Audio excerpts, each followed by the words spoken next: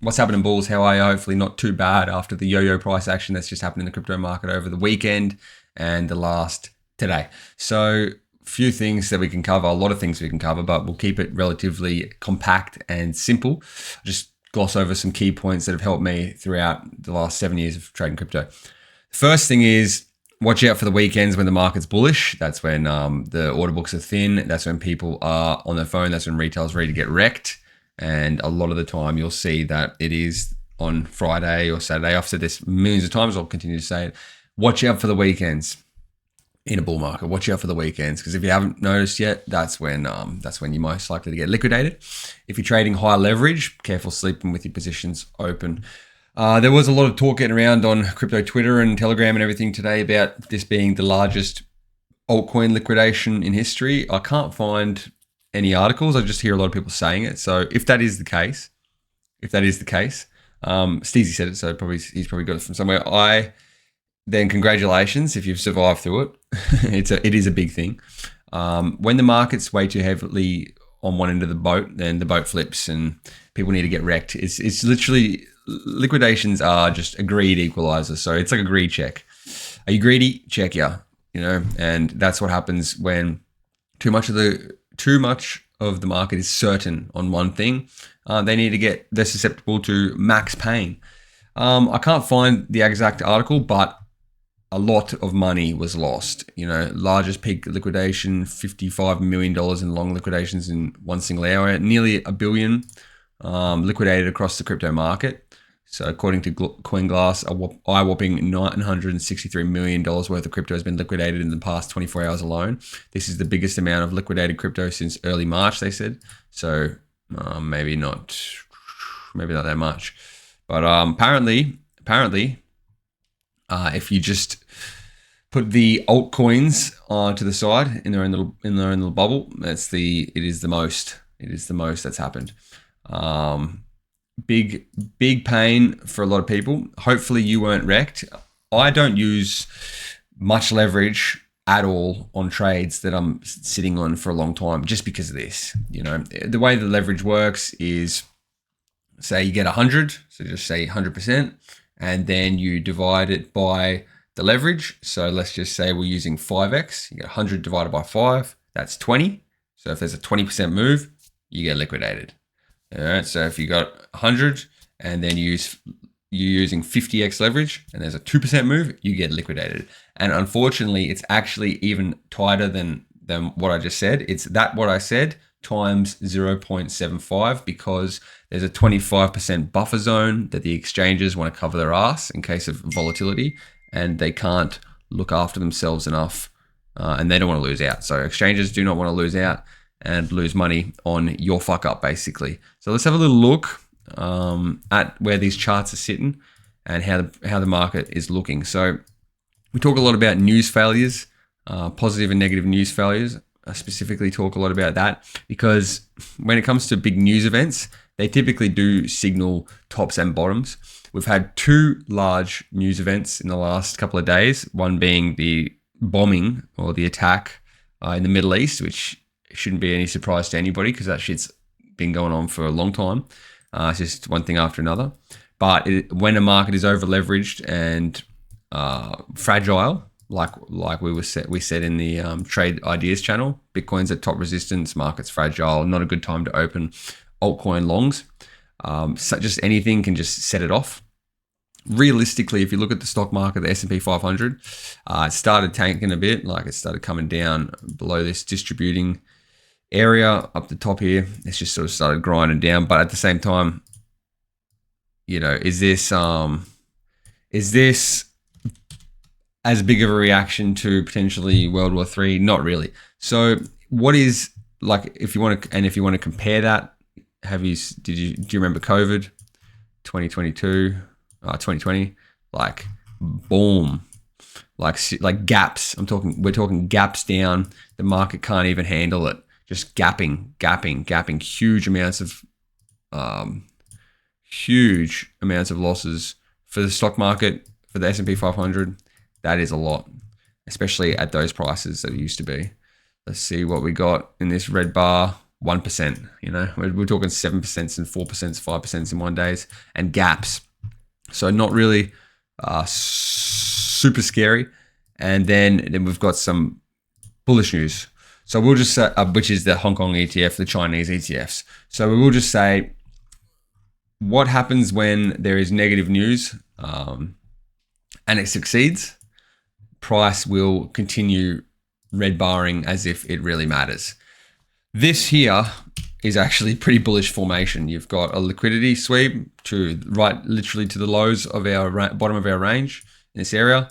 So we've just got a range here, literally. Remember, we always talk about just expecting ranges to continue until they don't. Like if you just like, oh, it's going to go up, you know, it's going to go down, it's going to go up, it's going to go down, it's going to go up, or even in the greens, it's going to go down, it's going to go up. Like you're right so many times over and over again. You can do little trades like this, just assuming that the range is going to continue.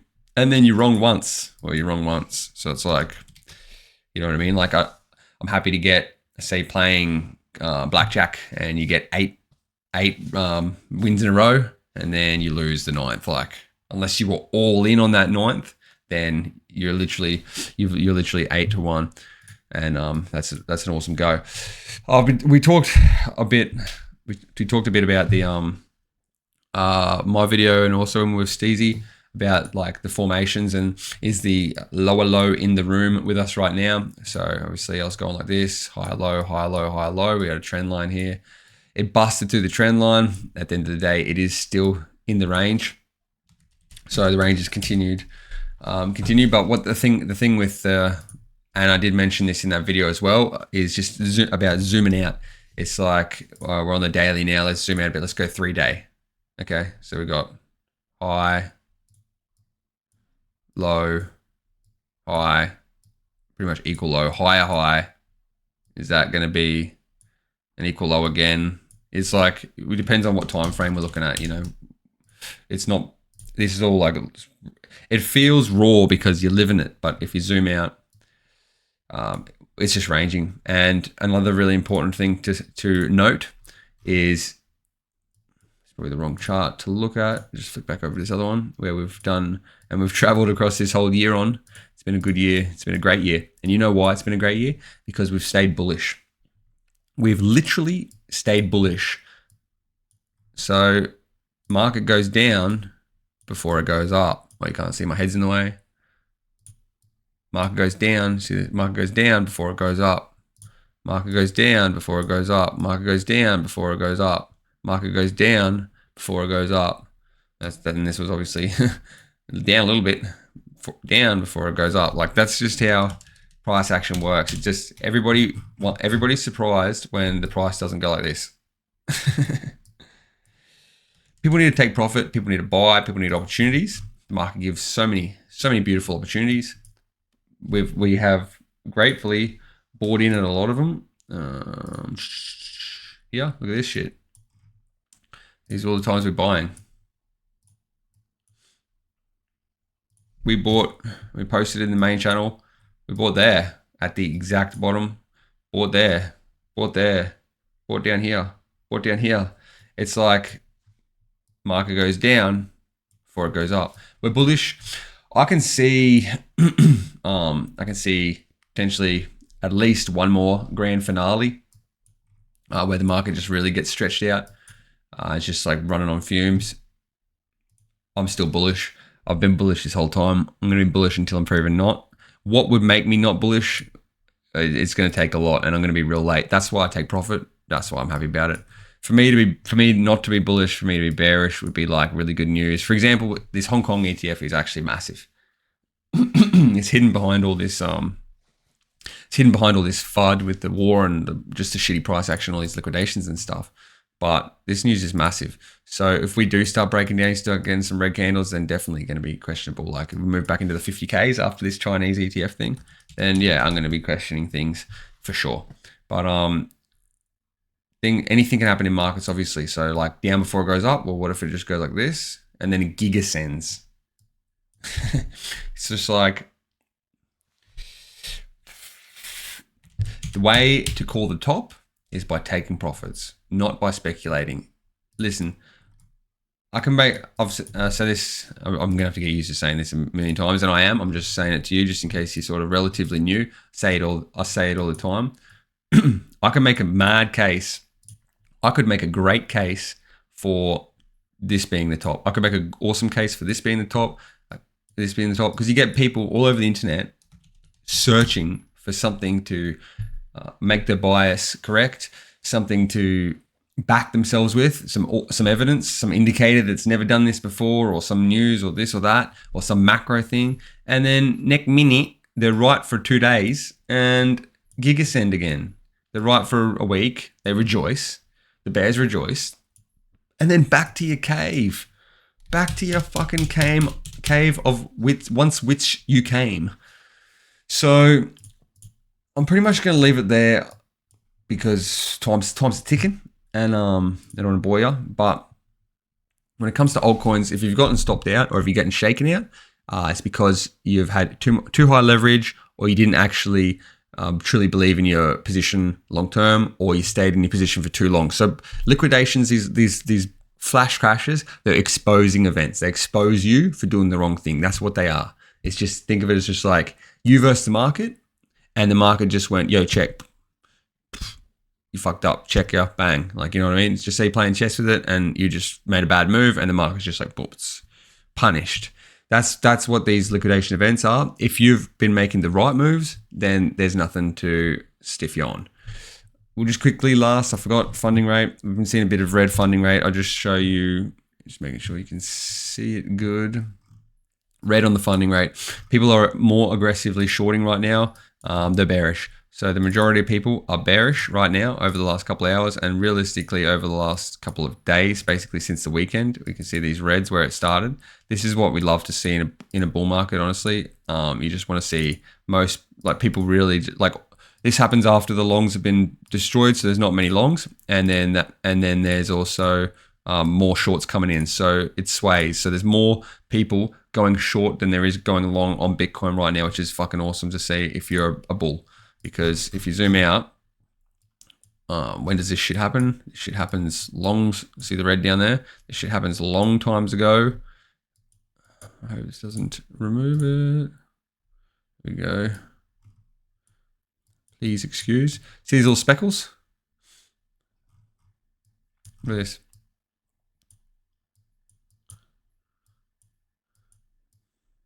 Little speckle there. Little speckle lasts for a bit, lets the market reset, heads up. I need a good example. Here we go. Now we're talking. Some big days of red right here. Along here. Back at 26K. This is how long it's been since the market's been this bearish. September 2023. You're getting full red days of funding rate. There's been none since. None since. Finally, I'm thinking we base here and then we go for it. That's what happens. Look, in a bull market, we don't want to look at this bear market shit to the left here, but in a bull market, look when it happens. Look at this right there. And look what happens straight after that. The market went way too bearish too quickly right there on this big icicle, and then thunk. See some good examples all along this low, this big accumulation. Bulls and bears are battling it out, 50-50, and then, yep, there was enough right at the end there, straight up.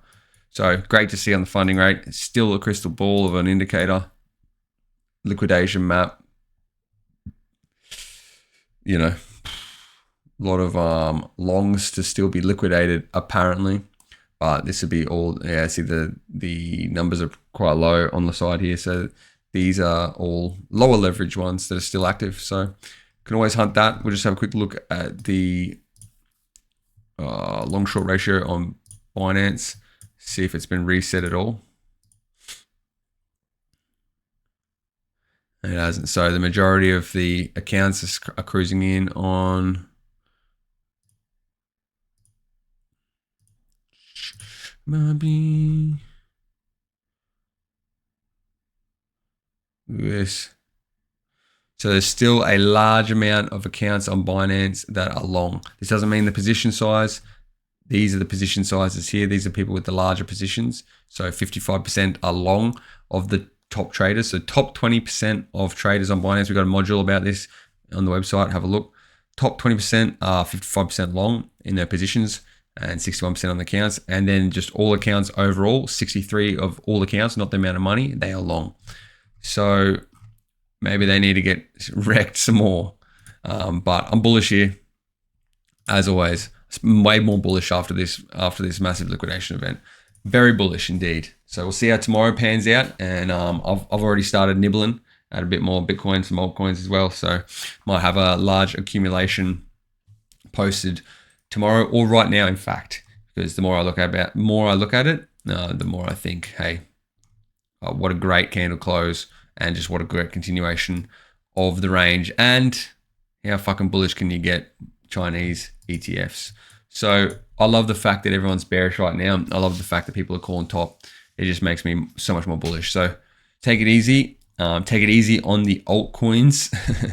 Just long-term spot bags. Be very careful. Very careful. Very careful using leverage trading altcoins.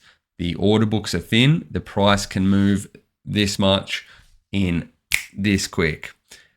Go for gold if you're confident trading things with large liquidity like Bitcoin, Ethereum, and the top altcoins and stuff with leverage, all right? But if it's a specky alt, it's a low liquidity specky alt, just fucking maybe just buying it flat spot is the way to go.